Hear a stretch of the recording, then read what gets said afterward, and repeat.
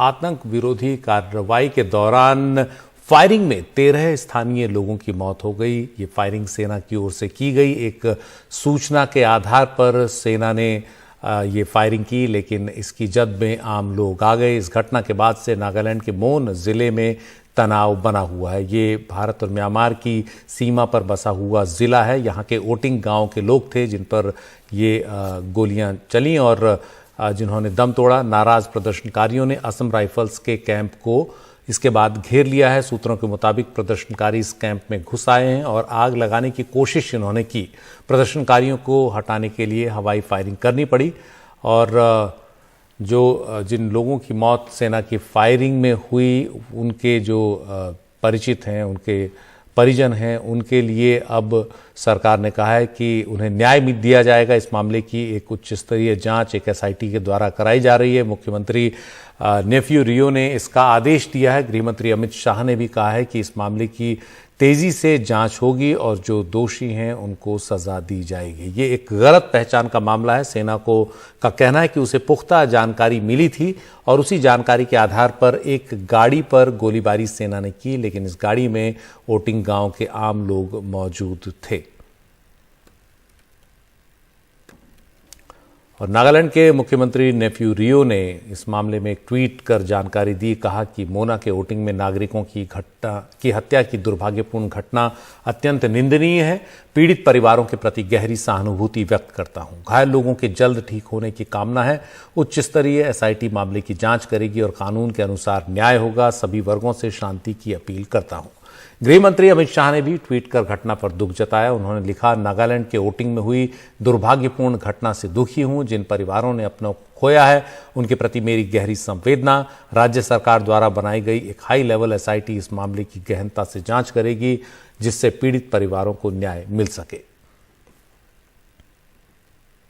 और सेना ने इस घटना के बाद एक बयान दिया। कहा कि विद्रोहियों की गतिविधि की जानकारी मिली थी। पुख्ता जानकारी के बाद ऑपरेशन शुरू किया गया।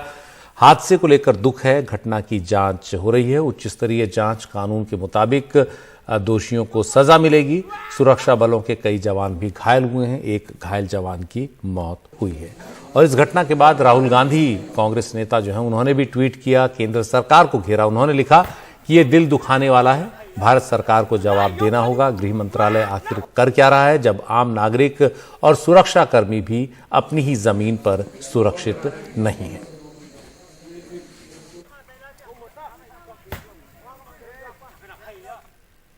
और हमारे साथ हैं हमारे सहयोगी रत्नदीप चौधरी। रत्नदीप, इस घटना के बाद मोन इलाके में तनाव है। सुना है कि वहां असम राइफल्स के भी एक कैंप को घेरा गया। इस वक्त क्या स्थिति है वहां पर? अभी जो खबर हमें लग रही है ये है कि जो नागालैंड पुलिस के सूत्रों के मुताबिक जो खबर आई है कि जो मोन शहर है, जो मोन जिला है नागालैंड का, म्यांमार से सटा हुआ है, मोन शहर में थोड़ी देर पहले जो लोग हैं, नॉर्मल लोग, जो पब्लिक है, वो बहुत गुस्से में है क्योंकि जो लोगों की वहाँ पे पुलिस आर्मी की फायरिंग में डेथ हुई है। कम से कम 13 लोगों की डेथ हुई है वहाँ पे। बहुत लोग जख्मी हैं। इसके बाद मोन शहर में जो गुस्साई भीड़ है, उन्होंने जो वहाँ पे जो असम राइफल्स की जो कैंप है उसको पूरे तरह से घेर लिया था और उसमें पत्थरबाजी की पहले, और इसके बाद लोग असम राइफल्स के कैंप में घुस गए थे। घुसने के बाद वहाँ पे उन्होंने कैंप के एक तरफ आग लगाने की भी कोशिश की थी, ऐसा पुलिस सूत्रों के मुताबिक खबर आ रही है। और इसके चलते असम राइफल्स को हवा में फायरिंग करने की असम राइफल्स ने हवा में फायरिंग की मोन में। तो मोन में अभी जो स्थिति है वो बहुत ही टेंस्ड है।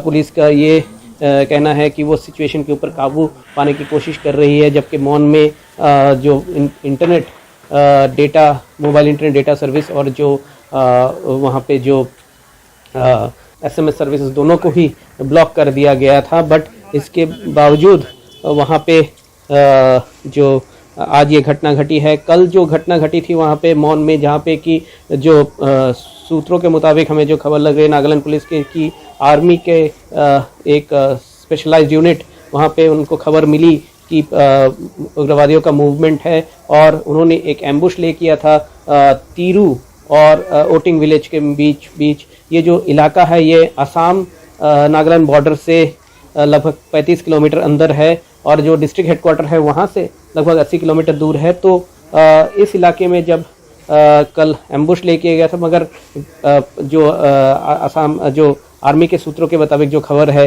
कि गलती से उन्होंने जो लोकल्स हैं उन पे गोली चला दी और इसके बाद लोकल्स ने जो आर्मी की यूनिट है उनको घेर लिया था और सेल्फ डिफेंस में फिर से उनको गोली चलानी पड़ी, ऐसा दावा इंडियन आर्मी कर रही है। और इसमें अब तक 13 लोगों की जान जाने की खबर है जो सिविलियंस हैं, बहुत लोग इंजर्ड हैं।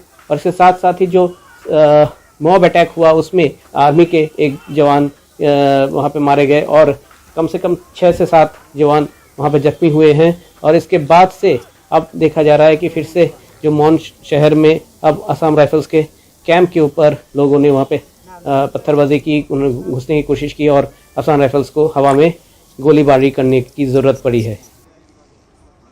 इस पूरी जानकारी के लिए